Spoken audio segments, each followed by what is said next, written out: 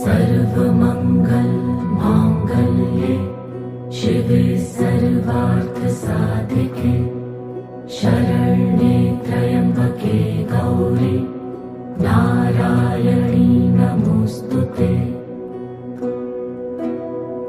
या देवी सर्वभूतेषु विष्णुमायेति शक्तिता नमस्तस्यै नमस्तस्यै नमस्तस्यै नमो